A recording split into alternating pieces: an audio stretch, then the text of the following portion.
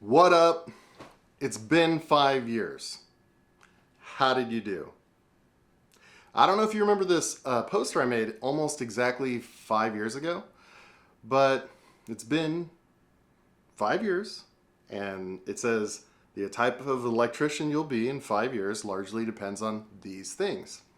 And it's true. So if you can look back at your last 5 years, especially if you remember seeing this poster, have you grown? Have you improved? In what ways? In what ways would you like to have seen yourself improve even more?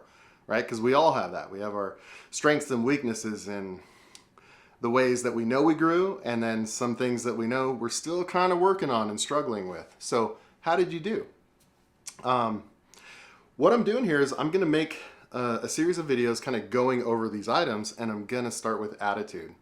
The reason why attitude's at the top of my list is because it's so important and it drives us in so many ways. And really understanding it and mastering it is kind of the key to a lot of the rest of this stuff. And we'll get into why that is. Now, for starters, I'm going to have some various references in this video. I'm going to use these books, maybe some references from some other books. But at the end of the day, we're going to talk about psychology, some tools that are out there for you to use that'll give you like long-lasting results, something you can actually watch this video, learn, and use for your own improvement. And I don't know if you're used to consuming this type of content, but if you're an electrician and you want to grow in your trade, if you like my cult, all of that type of stuff, I definitely recommend watching this video because I'm pretty sure you're going to learn something. And even if you're more of a seasoned person like myself, I'm going to mention something new for you. And it should be interesting. So hang out with me. We're going to just get into this. So one of my references are these Mike Holt books.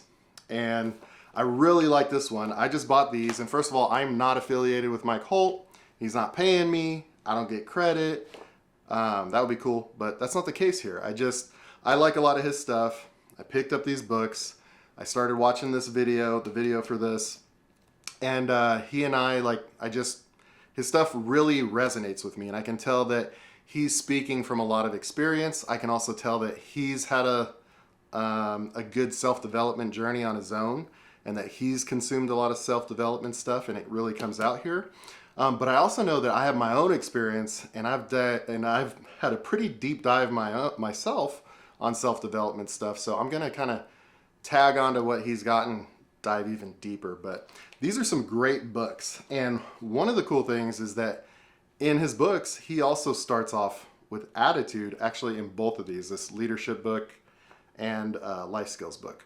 Now, I thought it was just because it was the most important thing to him as well, but looking at the table of contents, like a lot of his stuff, it's really just in alphabetical order, so attitude's right up top there. But worked out really good that attitude is first. And one of the things that I like about his book there is that he actually defines what attitude is. Now, I'm going to paraphrase him, but essentially it's the way you think and feel about something. Anything, whether it's a person or a situation, whatever's in front of you in life, the way you think about it and the way you feel about it, that's really your attitude. Now, here's my favorite question to ask about anything I'm learning about. And it's kind of a secret weapon, a secret power of mine. I've almost been made fun of before by having this question, but it's why. I love that question because you can keep asking why until it's annoying ad nauseum. But the cool thing is that you get to the root of whatever it is. And it's just a radical tool to use in almost anything. If you really want to learn something well, keep asking why. You'll get to the basis of it. But why do humans even have attitudes or feelings and thoughts about something in the first place? Like, what's the purpose of it? Because I've been upset before and it hasn't helped me, right? And then when I'm happy, like, how is that helping me? So we start asking these questions. Why? Why do we even have this in the first place? And there is an answer for that.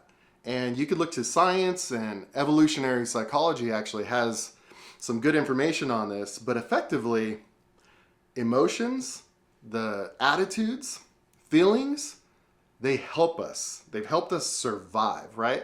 It's kind of simple when you think about it. Like think about fear or pain. Fear is going to help you save your life. Like there's a predator or something coming after you. Your nervous system gets keyed up. You're ready for fight or flight. Pain, I mean, probably most people watching this video have been burned on the stove in the kitchen. I feel like that's almost a rite of passage for being a human or a little kid in a household with a stove. Most of us have had that burn. If you haven't been burned by a stove, you've been burned by something. And what you learn after you've been burned, because the pain was so bad, is that I'm not going to do that ever again. Because it didn't help me, it only hurt me. Don't touch the hot thing. But it created this emotion or this pain, right? This feeling, and that protects us from future, playing with fire and hot stuff. So that helps us. You could talk about procreation or your desire for people or things, and desire, that emotion or attitude, really helps us achieve our goals. Maybe we need to go hunt, and get that animal. Maybe we need to have a mate and we have this desire in us. That helps us. There's a lot of things, but when you break down emotion, emotion and that feeling, emotion is basically, motion is part of the word, like to move, and then the E or the I believe this comes from Latin. If you're into etymology, you should look it up. But it's basically talking about this inward motion, and it really does come out in our emotions. So that's, you're emoting. There's something driving you, and it's going to come out of you from the inside. But here's one of the other interesting ones, is joy and happiness. And when we talk about joy and happiness and things like that, it does feel good for us, but it also communicates something to everyone else. So does anger. Anger really communicates to the people around you, and joy really does too. And joy's main purpose is to communicate like safety, safe times. It helps with bonding and things like that.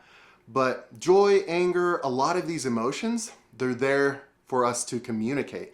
And if you think about it, the first type of communication when you were a baby, you didn't have words yet, but you had emotions. You needed to get the milk. You needed to have your diaper changed. You emoted, you cried, you laughed, you did whatever as a baby. That's our first language, our emotions and attitude. So this is key to how we communicate as human beings. So now we're talking about communication. So really, your attitude is absolutely communicating something. And that's something that a lot of us need to hear and need to remember, because you are saying something whether you realize it or not. And there's a lot of ways that we're saying stuff. It's not just the look on our face, although we'll get into that, but it's also our posture, the way we carry ourselves, body movement, eye blinking. There's a lot of things that we're communicating physically. A lot of you have heard that statistic or whatever it is out there that it's like 80 or 90% of human communication is nonverbal, and that's emotions, body language, things like that. So obviously attitude, emotion, it's there for communication. So you need to be aware of what exactly you are communicating. And one of the best ways to understand what you're communicating is to understand how you read it. So I think Mike Holt also mentions this in one of his books, but it was a study out of Princeton, and I believe it was something like within 100 milliseconds, you realize we'll just talk about you're judging me within the first 100 milliseconds of whether I'm competent, you think I'm likable or trustworthy. Competent, trustworthy, likable, something like that. It's a list like that. That came out of Princeton. There was another study, I believe from Harvard, where they kind of grouped the likable, trustworthy into warmth and then competent. So are you warm and competent? But it's this judgment that we do very quickly, 100 milliseconds, and that's called thin slicing. But there's actually more to it than just that. The way that we're picking these things up are through facial expressions, like I mentioned earlier, the body language and things like that. The facial expressions is an interesting one though, right? Because you think like, no duh, I look at someone's face, I can tell if they're happy or sad or angry, and that's true. But sometimes these emotions that people put out, they just happen in the blink of an eye. And if you're not paying attention, you might miss them. And the way this appears to you sometimes is you can't just, you're not quite able to put your finger on it, but you could tell someone was upset or happy or whatever it is, even though they kind of didn't have that look on their face. You just had a hunch about it. And really what's going on there, more than likely, is something called micro expressions. And again, this is just a very rapid thing that's happening where somebody flashes a facial expression just very quickly because they can't help but emote what's going on. It's almost subconscious. But if you're very attuned and you look at people's faces a lot, you'll pick up on it. Now, there's someone named Paul Ekman, somebody I really just enjoy his stuff. I think he was he was the basis for a TV show called Lie to Me, like a human lie detector. And what his specialty was telling if people were lying. And what he figured out was micro expressions and how to read them. Okay, he has some cool courses. I totally recommend them. I mean, even my youngest daughter, I think she was like 8 to 10 years old, and she was kind of looking at one of the courses with me, and it was really cool. One day we were talking to someone and we saw this look, which is like a asymmetric smile where you just kind of smile on one side, and if the rest of the face is relaxed, what that means is contempt. And it happens really fast. And it was so cool because she and I were sitting there and we saw this person do this little flash of a sideways smile, and we both looked at each other, and my daughter said contempt, and like I just busted up laughing. But no, very cool skill set to have. If you don't have that, you kind of already have it naturally though, and you would just call it your hunch, but you're actually picking up something real there. So that's one way we do it. But the way we really pick up facial expressions is something called mirror neurons. So we're designed to mimic the face that we see. So if you're smiling, the neurons or the motor, what are they called? Motor neurons or something like that. They basically fire, like if my cheek muscle neurons fire, and I might not visibly smile, but it's just before that. It's like a simulated internal smile. And then I do a self-check and go, oh, that was a smile. I know that when I smile, I'm happy. And that's an interesting thing because what I did was I put a smile on my face in my head, and then I felt what that felt like, and I could tell that that felt like a smile, and then I knew the person was smiling. And I know this sounds weird, okay? But here's why it's important is there is something that can be done with Botox. And I know I'm kind of all over the place here, but stick with me. There are some people that when they get Botox, because it's a beauty treatment, right? We want to not have as many smile lines and stuff like that. A lot of women get this done. One of the dangers of getting too much Botox is that it shuts down those neurons and the ability to mimic smiles and emotions from the people around you. And it can kind of make you dull. So not only does it make you less empathic because now you're not picking up the communication from other people, but it also kind of dampens your own happiness, and it kind of deflates your own drives and desires and anger and stuff like that, which for some people could be good, but for a lot of people it's kind of sad that it kind of robs them of their emotions. So basically at the end of the day, the weird thing is that when you look at someone and they are smiling or they are angry, you try it on physically and you go, oh, I feel angry, I feel sad. That means they're angry or they're sad. So what that's actually saying is that you are controlling, to some extent, the emotion or the attitude of the people around you. Now, here's a whole nother thing with that, is that means that other people and their attitude is controlling you. So who are you hanging around? And what is their attitude? And if anyone's ever told you that, hey man, you got kind of a bad attitude, and you're like, this is just me, pay attention to the people that you're hanging around, because that could be in your household, that could be in your friend group where you have a lot of pessimistic people. On the flip side, if you're a really happy person, there's a good chance that you're around a lot of happy people. Keep that in mind. But at the end of the day, again, what we're talking about is communication. That you have the ability, whether you know it or not, to communicate with other people and to change their emotions from your own. And you definitely are being affected by the people around you. And this is supposed to be for us.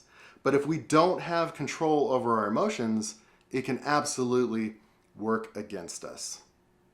I hope that makes sense for you. I know that was a lot I put out. Maybe go back and rewind and watch that again. But we're really just talking about the importance of your attitude, that it says something, and that people are talking to you through it. So now, what are you saying? What are you telling the world? Are you telling the world that you're happy? Are you telling the world that you're upset?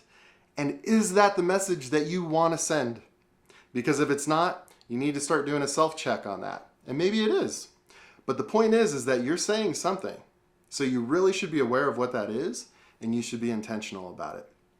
Now, we're going to keep going with this, but what I want to talk about are some tools that you can use to kind of affect your emotions. Now, I could have probably summed this whole topic off by just saying, okay, attitude. Have a good attitude. Have the best possible attitude, and then this talk's done. Because that's really, at the end of the day, all it is. So, okay, we're done. Have a good attitude. See me on the next video. But reality is a lot different. You can't always have a positive attitude. So how do you deal with that? And why do I even need to have a positive attitude in the first place? What if I don't want to? And that's a great question, because frankly, for some of us, if having a positive attitude isn't natural for us, it can kind of feel inauthentic if we're trying to always have this positive attitude and we don't really feel it inside. So why even have a positive attitude? Well, there are a lot of studies, but having a positive attitude, first, I'll just say that there's zero downside to having a positive attitude. If you have a negative situation come up and you have a positive attitude, there's a lot of upside that could happen. I'll explain that. But what's the bad thing that could happen? Tell me, leave a comment on the video. What's something bad that could happen from a good attitude? Now, I'm not talking about an irresponsible good attitude where you just don't care about anything. That's not what I'm talking about. I'm talking about being real about the situation, but having the best possible outlook that you could, or trying to flip it into something good. Again, I'm not talking about being delusional or irresponsible. I just mean looking at things in a positive light. That's what we're talking about. There really is no downside. But right there is plenty of simple upside. Like when you look at things in a negative attitude, you're dumping cortisol, stress hormones, things that aren't good for you. And just not having a bad attitude, you won't be dealing with that. But there's something that's way more important and effective about having a good attitude. I'll mention a study. I can't remember where I heard this from. Maybe I'll find it. But basically, they took some expert marksman shooters and they gave them a new weapon to fire. And they told them everything not to do with the weapon. Don't hold it like this. Don't look at the sights like this. Don't pull the trigger like this. Don't. All these negative thoughts about it. Then they took a group of people that have never fired a weapon before, very low experience. And then they told them all of the things to focus on, the positives. Focus on this. Pay attention to this. Look at it this way. Hold it like this. Whatever the positives were, they told them all of the positive things to focus on. Then they had them fire the weapons on the same target, and the novice shooters actually had more rounds on target, better percentages than the expert shooters, because they had positive reinforcement and a positive outlook on it. Now, there's a psychological explanation for that, in that a system that we look at the world through, it's called RAS, I talk about this all the time, your reticular activating system. But it's basically this filter that we have to use to look at the world. And the reason that we have it, again, asking why, is because right now in the room I'm in, there's lights, there's a camera, there's computers and pictures, all kinds of stuff.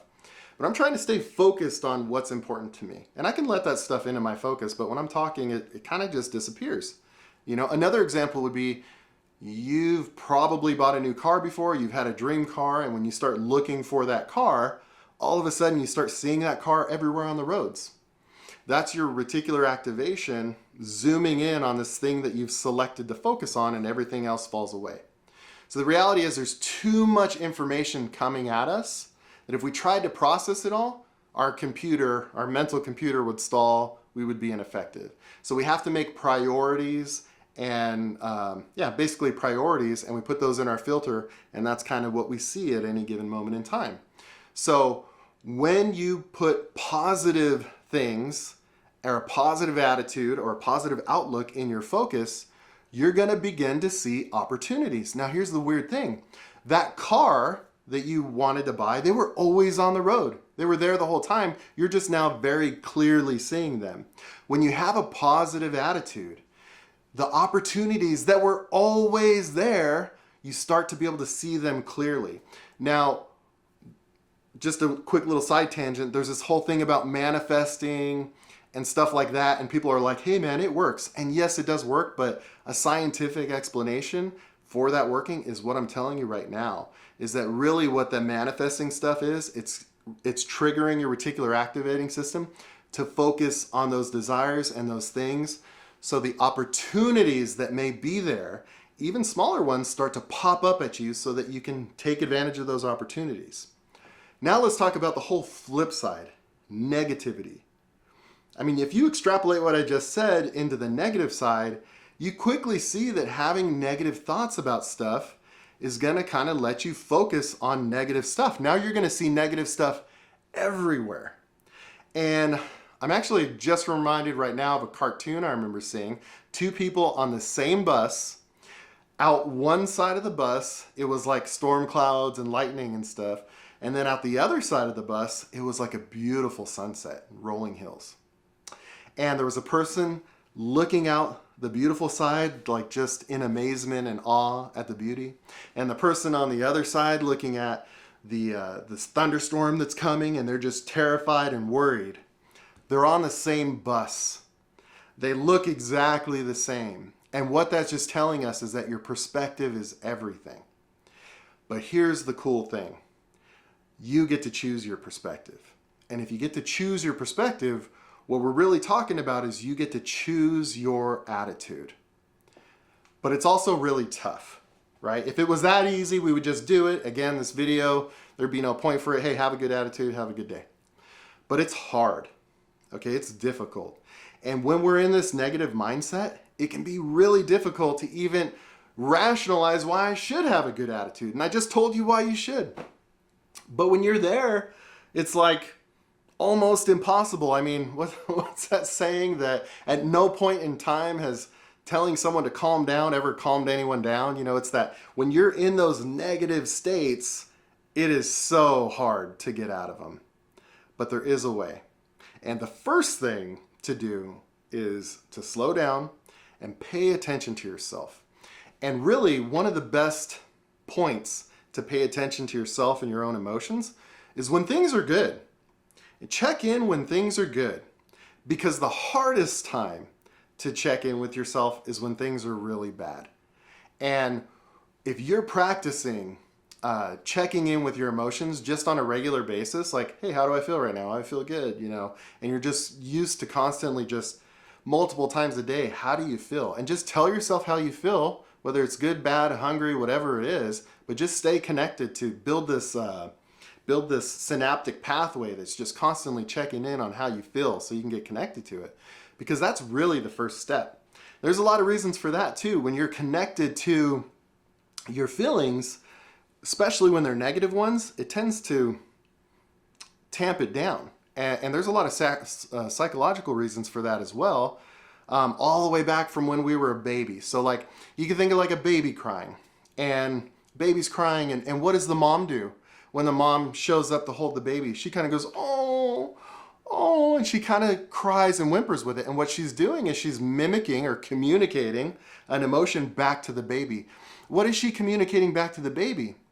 A cry, this oh feeling. She's telling the baby, I feel you. I understand that you're crying. What does that tell the baby? Oh my gosh, somebody hears me. I can relax. I'm not on my own. Because our attitude and our emotional communication there is really kind of just screaming out to the world to tell the world something. And we started doing that when we were babies. And our mom would come up and say, I hear you. And she would mimic whatever it is, right? So you can actually, as a mature adult, do that for yourself. And that's what that mental, emotional check-in is you get to be your own mom. As weird as that sounds, is that you get to check in with yourself and go, I feel angry, I feel upset. And then go, oh yeah, I see that I feel upset or angry, whatever. Okay, so I don't need to have as strong of an emotion because somebody is attending to it. Someone happens to be me, but that's kind of how that works. So initially, when you check in with yourself, you realize, okay, I'm attending to my emotion. It's going to help me calm down. Now, will that calm you down all the way? Probably not, especially if it's really important. But now you have your own attention. Now I'm going to give you some tools, okay? So now when you have your attention and you realize you're in this negative mind space that's causing you negative issues, making you say stuff you wish you didn't say because you're really focused on negative stuff all the time, how the heck do you make yourself positive, okay, if that's you? Again, first of all, check in with yourself, catch yourself. Now that you've got yourself, change it to a good attitude. Right? How do you do that? Well, just like we talked about earlier with mirror neurons, and that we aren't feeling anything, and then we see someone smile, so then we kind of smile physically or internally, and that makes us feel the emotion. Well, that right there is evidence that putting on a smile actually does improve our attitude. See, like if I smile at you right now and I feel really good, I unfortunately just forced your mirror neurons to smile just a little bit. Some of you may have actually smiled. But the thing is if you could check in right now versus 10 seconds ago, you would at least be 0.1% happier, if not more than that, just because you smiled and I forced a smile on you. And while I did that to you, you can absolutely do that to yourself. And I'm going to fill you in on a little secret. And I'm sure a lot of people do this, but you may be familiar with like the old Tonight Show host Johnny Carson, or I think Jimmy Fallon. These guys, before they go on air, they might have had a bad day. They might have gotten in an argument with their wife. Someone they knew might have died. You don't care. You just want to watch the Tonight Show to be entertained. You want to see a happy guy, and he knows that he's there for that. That's what we're paying him to do. That's why we're watching. But he had a bad day. He's got no choice. He's got to perform. So what does he do? Those guys are standing behind the curtain. They're jumping up and down. Woo! Shaking it out to get their body moving. So there's a saying in self-development, motion causes emotion, okay? They're keying up their physicality, their physical body there to create an emotion, to change their attitude, and it absolutely works. They will put on a smile, even if it's fake at first, until it starts to feel like a real smile. And it absolutely works. As crazy as that is, but I've done it. I've had to go into a lot of meetings where I know I need to present a positive, happy attitude, and I might not be feeling it before I go in there. Actually, before I started recording this video, I wasn't feeling it. And I was reminded by my wife, actually, hey, do the stuff you preach, right? So I sat here, I smiled, shook myself up, and it did absolutely help me feel a little bit better. And I know that kind of sounds crazy, but this is how it works. This is the way our bodies are created. You knowing that now, you are responsible. You have the ability to change the way you feel.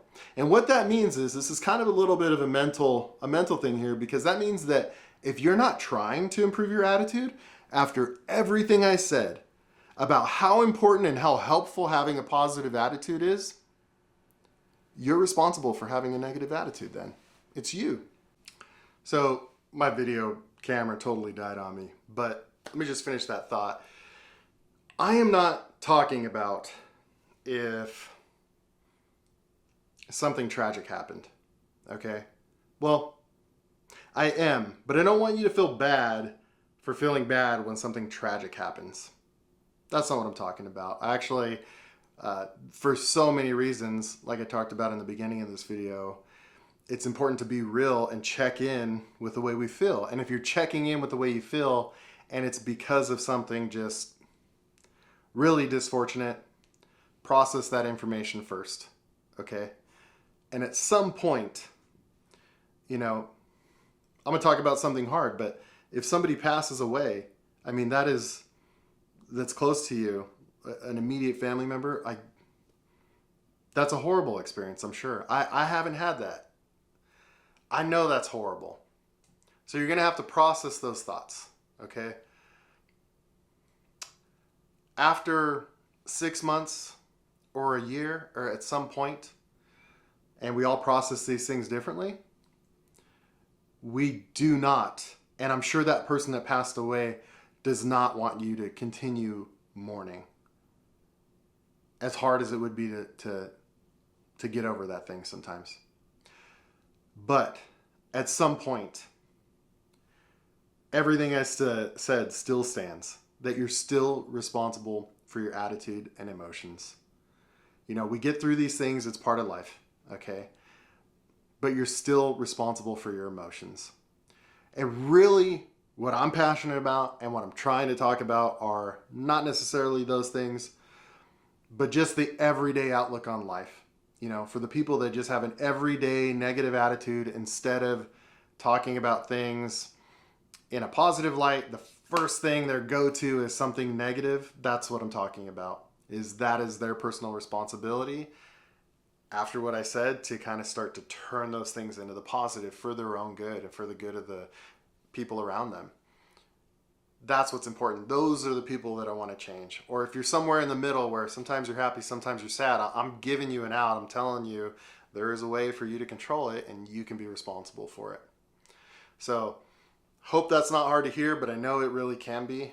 And if you need help, if you want a little mentorship on that or recommendation, always feel free to reach out to me. I'll talk to you if I can. But I just want to encourage you in that if you have negative attitude or a pessimistic outlook, there really is a way out of it. And it's not hard, but it's absolutely doable. Just making these little changes and being consistent with them, you can absolutely work your way into a more positive attitude, positive outlook. And it's going to help you with where you're going to be in 5 years from now. And that's what this is about. So, circling all the way back to the beginning of this, if you read this 5 years ago, and your attitude about difficult tasks was one where you learned how to look at things in a positive light, you'll notice that your development in this area improved, you know? So I just want to encourage you to go for another 5 years. Try to beat the last 5 years, make it even better. Look out for my next video. Stay safe out there. Thanks for watching.